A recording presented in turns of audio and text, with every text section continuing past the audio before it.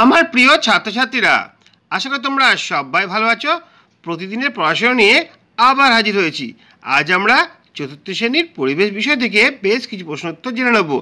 আজ 133 পারা থেকে 141 পারা পর্যন্ত পড়া হবে। দেখো, সকল প্রশ্নোত্তর নিয়ে আলোচনা করা হবে। তোমাদের ভালো লাগলে লাইক কমেন্ট শেয়ার করবে। চ্যানেলে যদি নতুন এসে থাকো, চ্যানেলটা সাবস্ক্রাইব করে পাশে থাকা বেল আইকনটা বাজিয়ে দেবে, যাতে আমার তৈরি পরবর্তী ভিডিওগুলো সবার আগে তোমার কাছে পৌঁছায়। চলো আজকে পড়া শুরু করি। দেখো, চতুর্থ শ্রেণী পরিবেশ, পাতা 133 থেকে 141। এখানে আমরা পড়ব খাবার যেভাবে ছড়িয়ে পড়ল, খাবার জমিয়ে রাখা, একই খাবার নানা রূপে ও স্বাদে, আর মাটি দূষণ, এই সম্পর্কে বেশ কিছু প্রশ্নোত্তর তোমাদের জন্য হাজির করছি। তোমরা দেখতে থাকো। প্রথম প্রশ্ন, আদিম মানুষ তাদের বাড়তি খাদ্য কি করত? আদিম যুগে বাড়তি খাদ্য সংরক্ষণে কোনো ব্যবস্থা ছিল না। খাদ্যকে রেখে দিলে পচে যেত, তাই সবটাই ফেলে দিতে হতো অথবা পোষা পশুদের খাইয়ে দিত। দ্বিতীয় প্রশ্ন, মানুষের মধ্যে আদান প্রদান বা বিনিময় প্রথা কি কারণে চালু হয়েছিল? উত্তরটা এমনভাবে হবে, কৃষিকাজ শেখার পর থেকে মানুষের অবস্থা বদলাতে শুরু করলো। সেই সময় সমাজে এক একটা পরিবার ভিন্ন ভিন্ন রকমের জিনিস বানাতো বা ফসল ফলাতো। তারা তাদের বাড়তি জিনিস অন্যদের দিয়ে নিজেদের দরকারি জিনিস ওদের থেকে নিত। এইভাবে বিনিময় প্রথা চালু হয়েছিল। পরে কোশ্চেন, হাট বা বাজার কিভাবে গড়ে উঠল? জিনিসপত্রের বিনিময় করতে করতে মানুষ একসময় কেনা বেচা শিখল। চালু হলো মুদ্রার ব্যবহার। এই বেচাকেনার জন্য মানুষ একটা নির্দিষ্ট জায়গায় নির্দিষ্ট দিনে জমা হতো। ওই জায়গাতেই গড়ে উঠল হাট বা বাজার। চারের প্রশ্ন, ব্যবসা বাণিজ্য শুরু হওয়ার সাথে সাথে আর কি শুরু হয়েছিল? ব্যবসা বাণিজ্য সাথে পাশাপাশি এক অঞ্চলের সাথে অন্য অঞ্চলের যোগাযোগ তৈরি হলো। বাড়তি খাবার নষ্ট হওয়ার পরিমাণও কমতে লাগলো। পাঁচের প্রশ্ন, মরুভূমি অঞ্চলে বসবাস কম হলেও সেখানকার লোকেরা মরুভূমি অঞ্চলে চাষবাস কম হলেও সেখানকার লোকেরা কিভাবে খাবার পায়? দেখো, সেখানে রেশনের দোকান থেকে অল্প দামে চাল গম দেওয়া হয়। প্রাকৃতিক দুর্যোগের সময় বিনামূল্যে খাবার দেওয়া হয়। মরুভূমিতে কম বৃষ্টিতে খেজুর গম বার্লির চাষ হয়, আর যেসব ফসল সেখানে হয় না সেগুলো বাইরে থেকে আনতে হয়। পরবর্তী প্রশ্ন, চাষিরা ধান সঞ্চয় করে কোথায় রাখে? চাষিরা ধান সঞ্চয় করে তাদের গোলায় রাখে। দেখো, তারপরে প্রশ্ন, মহেঞ্জোদারোতে প্রাচীনকালে কিসের ধ্বংসাবশেষ পাওয়া গেছে? মহেঞ্জোদারোতে প্রাচীনকালে শস্যাগারের ধ্বংসাবশেষ পাওয়া গেছে। কোন কোন উদ্ভিদের মূলে খাদ্য সঞ্চিত থাকে? গাজর, মূলো, বিট, শালগম ইত্যাদি উদ্ভিদের মূলে খাদ্য সঞ্চিত থাকে। কোন কোন উদ্ভিদের কাণ্ডে খাদ্য সঞ্চিত থাকে? আলু, আদা, হলুদ, পেঁয়াজ ইত্যাদি উদ্ভিদের কাণ্ডে খাদ্য সঞ্চিত থাকে। কোন উদ্ভিদের পাতার গোড়ায় জল সঞ্চিত থাকে? কোন উদ্ভিদের পাতার গোড়ায় জল সঞ্চিত থাকে? পান্থপাদপ উদ্ভিদের পাতার গোড়ায় জল সঞ্চিত থাকে। পশ্চিমবঙ্গের কোন কোন জেলায় প্রচুর হিমঘর দেখতে পাওয়া যায়? পশ্চিমবঙ্গের হুগলি আর পূর্ব বর্ধমান জেলায় প্রচুর হিমঘর দেখতে পাওয়া যায়। পরের প্রশ্ন, মৌমাছি, মেঠো ইঁদুর, মুরগি, আরশোলা, বক এরা কোথায় খাবার জমিয়ে রাখে? মৌমাছি তো খাবার জমিয়ে রাখে মৌচাকে, মেঠো ইঁদুর খাবার রাখে গর্তে, মুরগি বাইরে থেকে ঠোঁটে করে খাবার এনে নিজেদের থাকার জায়গায় রাখে, আরশোলা বাড়ির নোংরা খাবার মুখে করে এনে তার গর্তে জমা রাখে, আর বক গলার থলিতে খাদ্য সঞ্চয় করে রাখে। 13 প্রশ্নটা, চাল, চিনি, আলু, মাছ মাংস বাড়িতে কিভাবে রাখা হয়?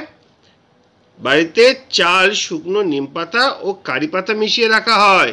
চিনি রোদে শুকিয়ে ঢাকনা বন্ধ পাত্রে রাখা হয়। আলু ফ্রিজে বা ফাঁকা ঠান্ডা জায়গায় রাখা হয়। মাছ মাংস তেলে ভেজে বা নুন মাখিয়ে ফ্রিজে রাখা হয়। রোমানরা কিরকম ফল ভালোবাসত? রোমানরা শুকনো ফল খেতে ভালোবাসত। কোন জিনিস সহজে খাদ্যদ্রব্যকে নষ্ট করে দেয়? জল ও জীবাণু সহজেই খাদ্যদ্রব্যকে নষ্ট করে দেয়। কি মেশালে দানা শস্যে পোকা হতে পারে না?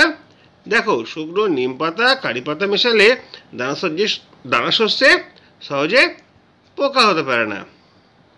চিংড়ি ও মাছের কোন কোন অংশ আগে পচে যায়? দেখো, চিংড়ির মাথা আর মাছের নাড়িভুড়ি আগে পচে যায়। কোন তরলে খাদ্য পচে না? তেল, ঘি, মধু এসব তরলে খাদ্য কিন্তু পচে না। কুমড়োর কোন অংশ তাড়াতাড়ি পচে যায়? কুমড়োর দানা বা ভেতরের অংশ তাড়াতাড়ি পচে যায়। খাদ্যবস্তু রেখে দিলে পচে যায় কেন? শাকসবজি, মাছ, মাংস, ফলমূল প্রভৃতি সঞ্চয় করে রেখে দিলে পচে যায়, কারণ এদের মধ্যে জল থাকে বলে এগুলি 2-1 দিনের মধ্যে পচে যায়। আবার আচার সংরক্ষণ করা হয় তেলের মধ্যে রেখে, ফলে ওই খাবারে কোনো জীবাণু বা জলীয় বাষ্প ঢুকতে পারে না। যদি এরকম না করা হতো তাহলে আচারও পচে যেত। পরবর্তী প্রশ্ন, নোনা জলের মাছ, বাঁধাকপি, টমেটো কিভাবে অনেক দিন ভালো রাখা যায়? নোনা জলের মাছ নুন হলুদ মাখিয়ে শুকনো রোদে তেলে ভেজে আর ফ্রিজের মধ্যে রেখে দিলে অনেক দিন ভালো থাকবে। বাঁধাকপি পাতলা করে কেটে নুন হলুদ মাখিয়ে রোদে শুকিয়ে রেখে দিতে পারলে অনেক দিন ভালো থাকবে। আর টমেটো সস বানিয়ে বা তেলে ডুবিয়ে ফ্রিজে বা হিমঘরে রেখে দিলে অনেক দিন ভালো থাকবে। আগেকার দিনে ফলমূল কিসে ডুবিয়ে রাখা হতো? আগেকার দিনে ফলমূল মধুতে ডুবিয়ে রাখা হতো। প্যাকেট করা খাবার, প্যাকেট করা তরল বা ফলের রস অনেক দিন ভালো থাকে কেন?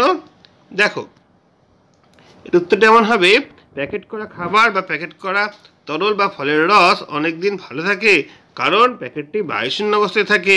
প্যাকেটের ভেতরে বায়ু ঢুকলে তা খাবারকে নষ্ট করে দেয়। এরপরে চলে আসছি মাটি দূষণ। মাটি দূষণের কারণগুলি কি কি? দেখো, পরপর আমরা মাটি দূষণের কারণগুলি দেখব। প্রথমে, বেশি পরিমাণে গাছ কাটার ফলে মাটির জল ধারণ ক্ষমতা কমে গিয়ে মাটি দূষিত হচ্ছে।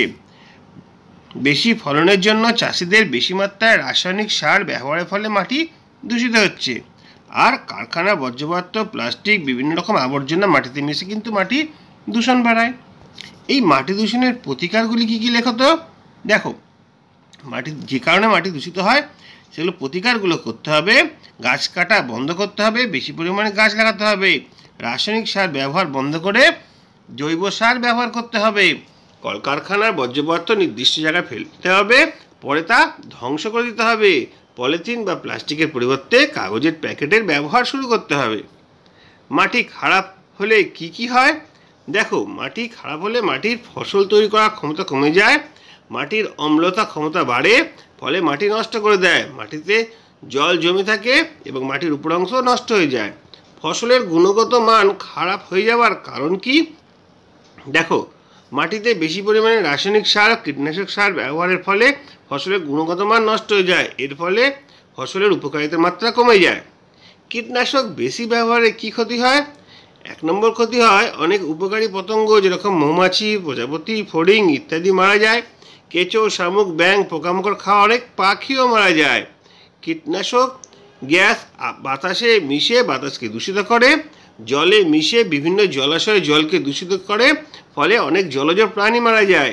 এই বিষ ফলকে বিষাক্ত করে, ফলে মানুষের নানা রকম রোগের সৃষ্টি হয়। দেখো, পরপর প্রশ্নগুলো তোমাদের জন্য পড়ে দিলাম, আশা করি তোমাদের অনেক কাজে আসবে। আজকে ভিডিওটা এখানেই শেষ করছি। যদি ভালো লাগে লাইক কমেন্ট শেয়ার করবে, চ্যানেলে যদি নতুন থাকো চ্যানেলটা সাবস্ক্রাইব করে পাশে থাকা বেল আইকনটা বাজিয়ে দেবে, যাতে আমার তৈরি পরবর্তী ভিডিওগুলো সবার আগে তোমার কাছে পৌঁছায়। তোমরা প্রত্যেকে ভালো থাকবে।